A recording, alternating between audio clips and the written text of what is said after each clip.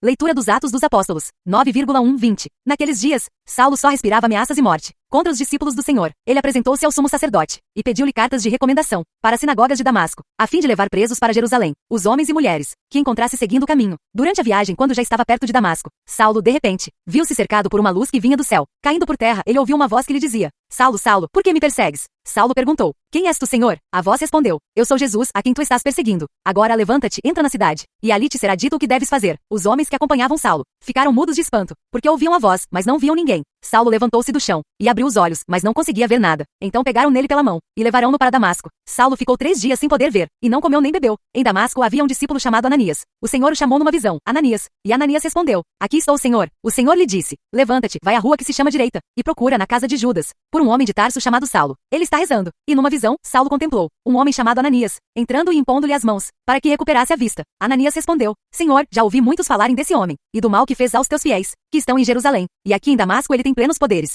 recebidos dos sumos sacerdotes, para prender todos os que invocam o teu nome. Mas o Senhor disse a Ananias: Vai, porque esse homem é um instrumento que escolhi, para anunciar o meu nome aos pagãos, aos reis e ao povo de Israel. Eu vou mostrar-lhe quanto ele deve sofrer por minha causa. Então Ananias saiu, entrou na casa, e impôs as mãos sobre Saulo, dizendo: Saulo, meu irmão, o Senhor Jesus, que te apareceu quando vinhas no caminho, ele me mandou aqui para que tu recuperes a vista, e fiques cheio do Espírito Santo. Imediatamente caíram dos olhos de Saulo, como que escamas, e ele recuperou a vista. Em seguida Saulo levantou-se e foi batizado. Tendo tomado alimento, sentiu-se reconfortado. Saulo passou alguns dias com os discípulos de Damasco, e logo começou a pregar nas sinagogas, afirmando que Jesus é o Filho de Deus. Reflexão. Neste trecho, Atos 9,1-20, vemos que ninguém está longe demais para ser transformado por Deus. Saulo, que antes perseguia, se torna escolhido para anunciar. Isso mostra que Deus enxerga além dos erros e vê o propósito de cada pessoa. A luz que o derruba também é a mesma que o levanta para uma nova vida. Às vezes é preciso parar, cair e silenciar para escutar a voz de Deus. Essa palavra nos lembra que uma mudança verdadeira pode começar a qualquer momento.